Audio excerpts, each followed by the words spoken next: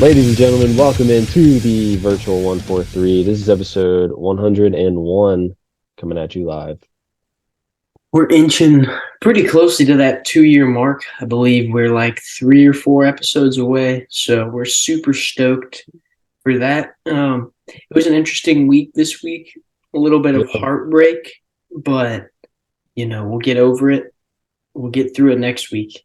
We just don't like losing close games, so if we're going to lose, we're going to get blown out. And, that's a decision, I guess, that we made before the season started. And we went into Buffalo, and it wasn't even, first drive, they just bullied their way to the end zone, and they spent the rest of the game doing that.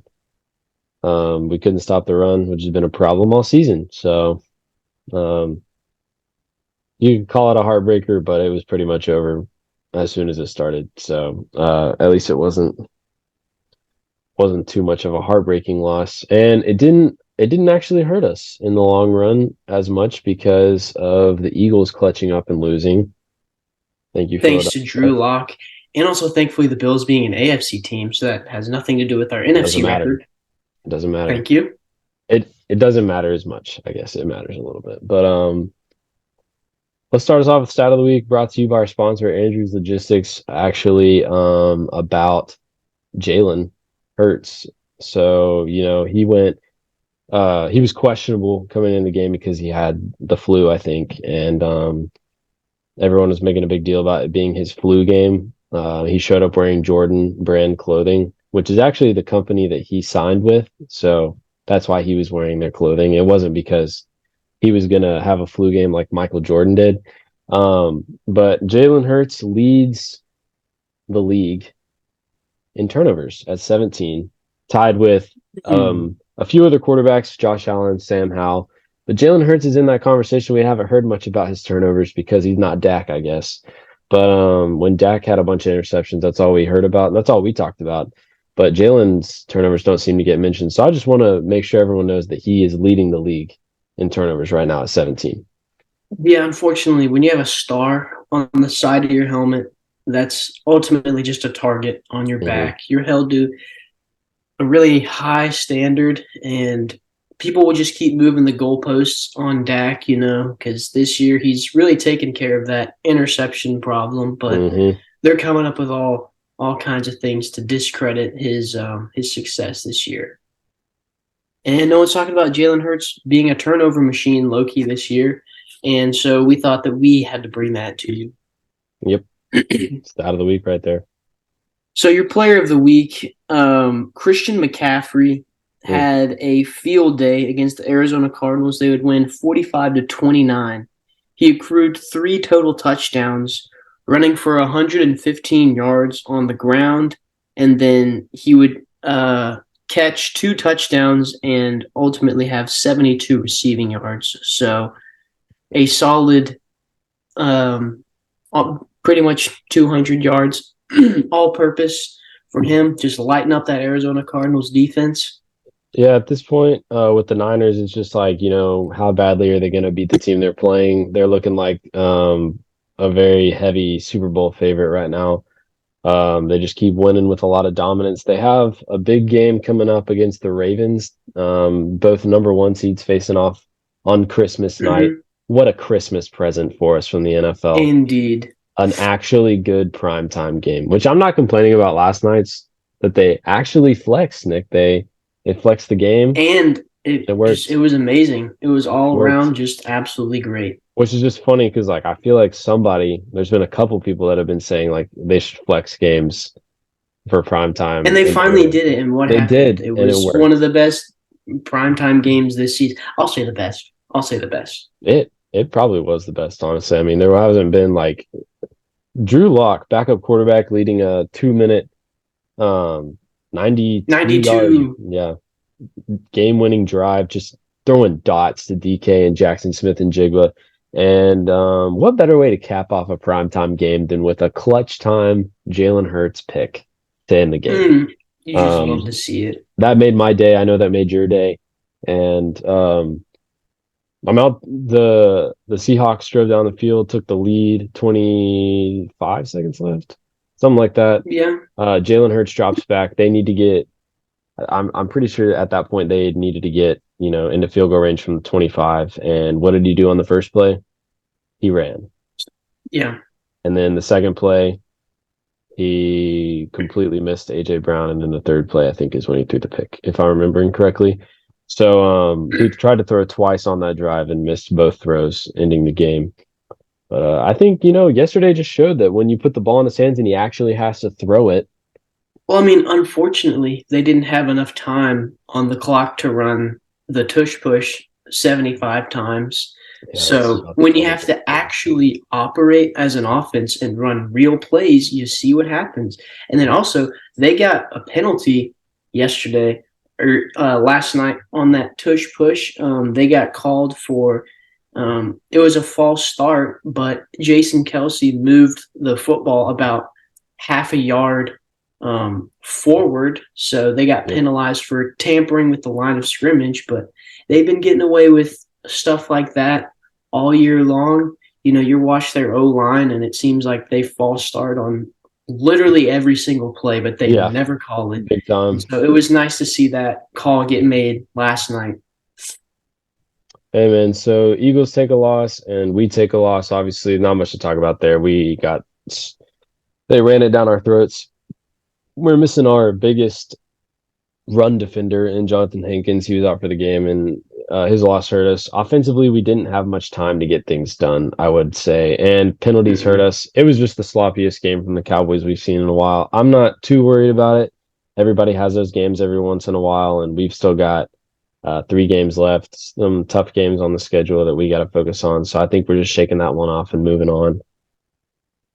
The unfortunate thing, though, is we're going to have to play Miami, and they've got that 1-2 punch and Raheem Mostert and Devon Achane. And so after watching James Cook, who is a very mediocre back, look like prime Adrian Peterson, they're going to just be running the heck out of the ball.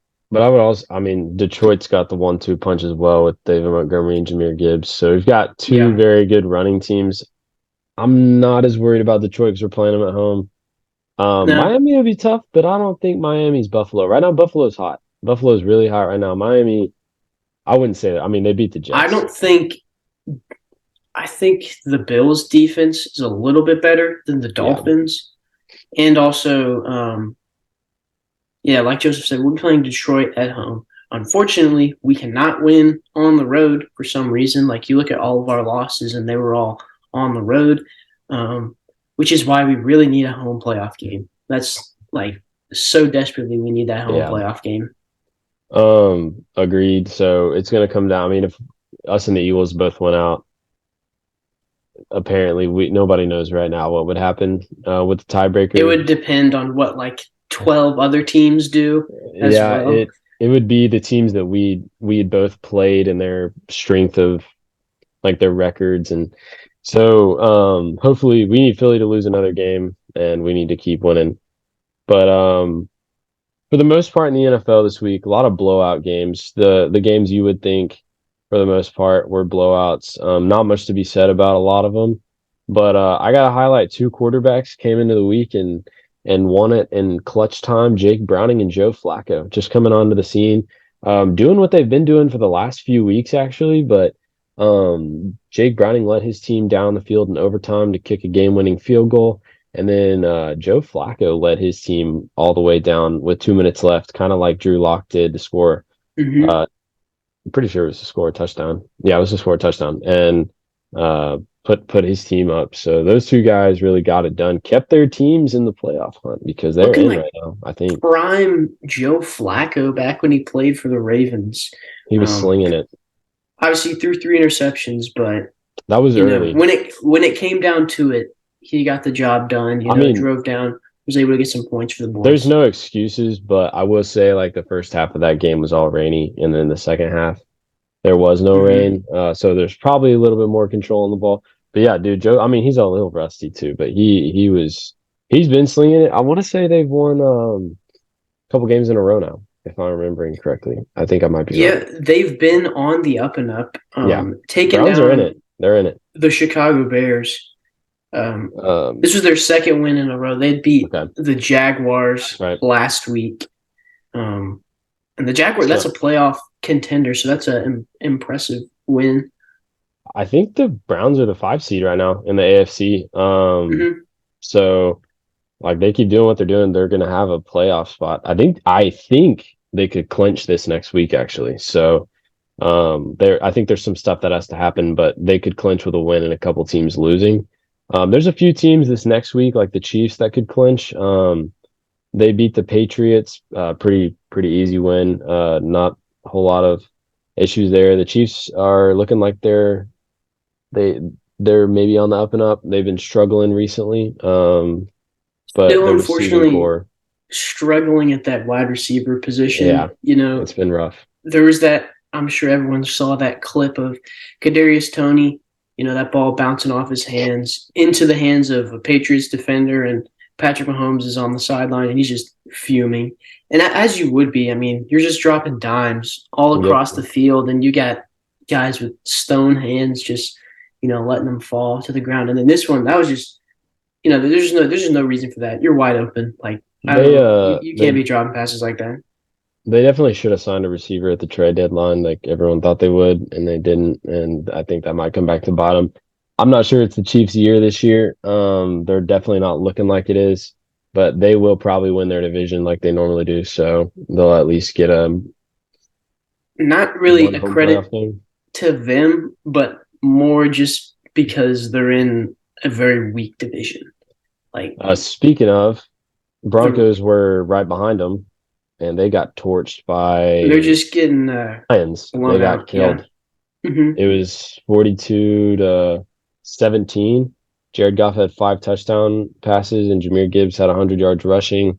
David Montgomery had 80 yards rushing. The Lions did basically whatever they wanted to the Broncos on a Saturday night, and it's looking like the Broncos were pretenders, even though they got some people's hopes up for a while. They might still sneak into the playoffs, but I don't see the Broncos doing any. They started winning a couple games in a row, giving people the wrong idea of Russell Wilson, but they've been losing these games recently, unfortunately. So kind of disproving all of that hype. But I do think they might sneak in to a wild card spot in the playoffs, but they're not going to do it. They're not going to do anything with it. Colts will probably get into the playoffs. It's looking like they're playing the Steelers this next week, so you can chalk that up. I'm sorry, they played the Steelers this past week, so they got the win. 30-13. They showed their backup running backs can run the ball, and Gardner Minshew can sling it. And I mean, I think their defense is okay. They played the Steelers, so there's not much you can tell from that. They're playing the Falcons this next week. I mean, that should be a win. It was an interesting week for the AFC South because with the Colts winning, the Texans beating the Titans, and then the Jaguars losing, it actually evened out all of their records to where those teams are now 8-6, and so that it was looking like at first the Jaguars were kind of running away with the AFC South, but the Texans started coming on the up and up with their new offensive weapons. Right now, so that it's getting pretty close. Right now, the Jags still have the lead because of the division record, but the Colts are basically one game behind them. And I know the Colts still have to play the Texans at the end of the season. So they could still get one more divisional win. And then I'm not sure. Surely the Jags have one more divisional game. I guess they play the Titans at the end of the season. So the Jags will probably most likely end up winning that division. The next game, Red Hot Buccaneers. Jags are playing the Bucs, and Baker Mayfield's coming off a tremendous game of over 300 yards with 5 touchdowns against the Packers, who we thought were up and coming as well, and they're looking like they were pretenders as well. It's going to be an interesting 3 weeks left here in the NFL. A lot of really close playoff races that I don't think we're used to. And then obviously the NFC South is still kind of tight. They're still battling it out for who can be the worst division leader in Panthers football. get a last-second win over the Falcons in a doozy, Mm, 9-7. man. That's brutal. If you're the Falcons, obviously not saying that the Falcons were good or anything like that, but the Panthers got their second win of the season, so you just hate to be one of those two teams. Are you saying it'd be pretty miserable to be a Falcons fan right now? Yeah, I Yeah, I mean, would I have to would. agree. You lost Hmm. by field goals, and that's it. They didn't score Yep, yep, a touchdown. yep. Um, so Ravens dominated the Jags on Sunday Night Football, and the Ravens are kind of sneaky now. They're 11-3, and so like we said, playing the Niners Monday night, Christmas Day, I guess Christmas night. Nick, what do you think about these Ravens right now? I mean, obviously 11-3. That's pretty special. Their defense has been looking pretty good. Obviously, held the Jaguars to 7 recently. Their offense, though, it's pretty interesting to me just Yeah, because you're not seeing Lamar Jackson throw for a ton of yards. I mean, he had 171 this past week with a touchdown and an interception. So it's not like they're pounding you through the air. It's a lot of running. I believe he ran for almost 100 yards against the Jags as well. And so I think if you can maybe contain the run for the Ravens, then you should be in pretty good shape. Obviously, easier said than done, but that might be the they formula to take down Baltimore. they did lose breakout back Keaton Mitchell to a torn ACL on Sunday night. Very sad. Keaton Mitchell's an explosive back that's going to hurt him. Mm-hmm. They're very run central, like Nick said. Lamar's done a better job of throwing the ball this year, but as it always is, injuries have plagued the Ravens in December. And they're just lucky that they have Lamar right now because they haven't had him the last couple of Decembers, I don't think. And they lost J.K. Dobbins opening week, so they were already working with a weak running back room, and then losing Keaton Mitchell just does not help Because at all if you're the Gus Edwards Ravens. isn't very He's explosive. not good enough to be the every down back. He can go in He can every pound now it. and then. Yeah. Yeah, but you can't expect him to take all 15, 16 touches, whatever you need from your running back. But obviously, the Ravens are still the Ravens. Isaiah They're Likely good. had himself a nice little breakout game as well, filling the role of Mark Andrews. So that's huge for him. Um, you want to tell me how Easton Stick and the Chargers got another primetime game on Saturday night? Because that blows my mind. Because that was the worst That's, Thursday night football game I've ever seen in my life last I week. mean, you're talking about a team, the Raiders. Obviously, they scored 63, and you're talking about literally the week before they played the Vikings and did not score a single point. And That's played the just Chargers. absolutely mind blowing. And then, of course, they just leave them in the prime time slot. But obviously, there was a lot of distress there in the Chargers organization. Fired Brandon Staley about a year too late, if you ask me. I don't Yep, understand how he managed to keep his job this past offseason, but agreed. this was long overdue. Um, the Chargers really needed a change of scenery in head coach. And so, yeah, it was long overdue firing Brandon Staley. Yeah, agreed. Chargers play the Bills Saturday night. They'll probably get killed. Won't be a game worth watching. Not much to talk about the Chargers because I've already been eliminated. But there will be some good games next week, some good Christmas Day games as well. And uh just interesting because pretty much all the teams that are in, like they're close for the most part. And so every team needs these wins desperately right now. Next Monday, I guess Eagles take on Tommy Cutlets, Tommy DeVito, to play. We need Tommy DeVito to be amazing again and beat the Eagles. I don't think this will be the game to do it because they're playing in Philly. That's So true. That's if it true. were to happen, it would be when they play at MetLife. But maybe they could surprise us all Could and win it both times. take it to them in Philly. That would be absolutely crazy. Obviously, I'm rooting for the Giants in that game. I am as well. We are rooting for the Giants through the rest of the season as they play the Eagles 2 of their last 3 games. Hmm. Big Giants and Cardinals fans right now. So we need honestly the Eagles to go 0-3. That'd be clutch in the next 3 games. They're on a downward slide. They've lost the last 3. I'm just saying it's the NFL. It could happen. That's what we're rooting for. Cowboys play the Dolphins. That'll be a big game. But other than that, this past week was a good week in the NFL. Some good games Hmm. and capped it off with a good Monday night game. Finally, thank you for Thank flexing you. it. Drew Lock. Yeah, by the way, Eagles losing to a backup quarterback, so Mm, that just makes their loss even sweeter. amen. Amen to I that. mean, there's no excuses there. I mean, they had their backup quarterback in. I mean, Exactly. you can't tell me anything.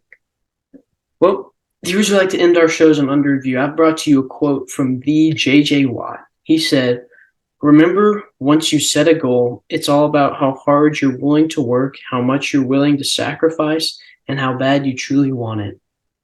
So take that with you Amen. for the next Future Hall of week. Famer. Mm-hmm.